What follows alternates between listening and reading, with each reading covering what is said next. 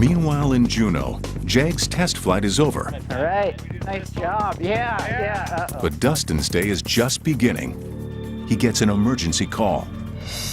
A cell phone tower on a remote mountaintop isn't working, and the repair team is depending on Dustin to help them fix it.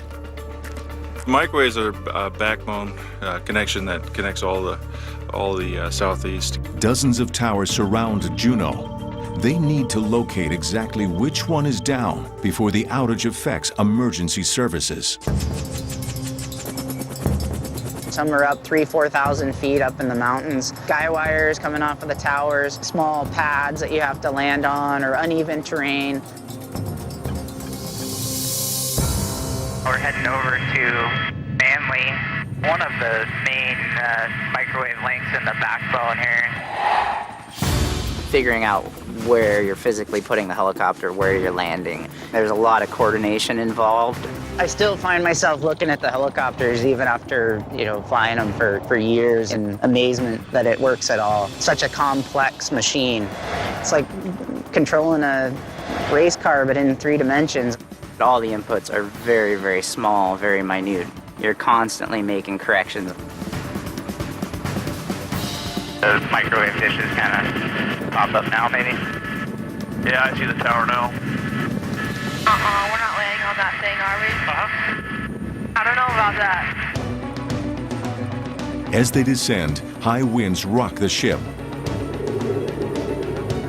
If you get into a situation where it's starting to become stressful, you can't let that fear take hold of you. You can't let that fear get to you. It's your call, Dustin. Hope so.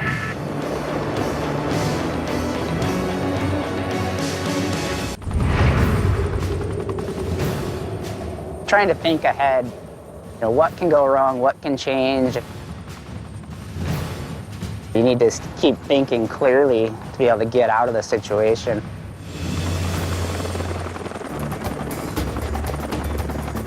Dustin and team begin their hunt to locate the damaged cell tower.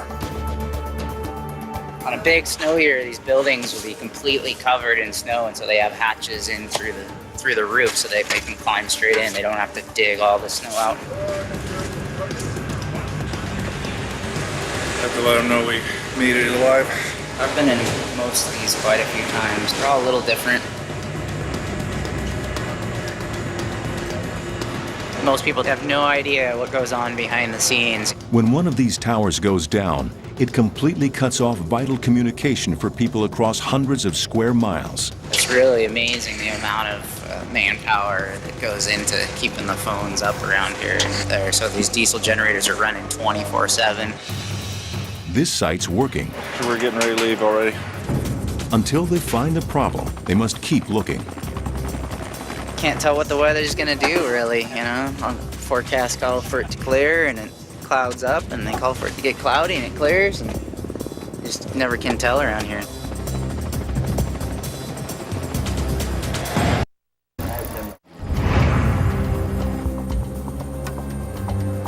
High above Alaska's panhandle, Dustin continues hunting down a damaged cell phone tower.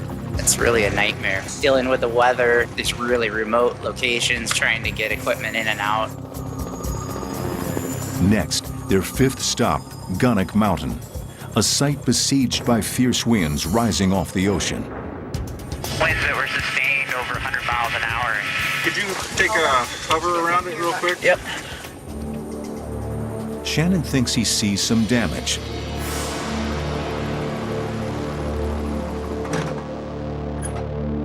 You see our casualty?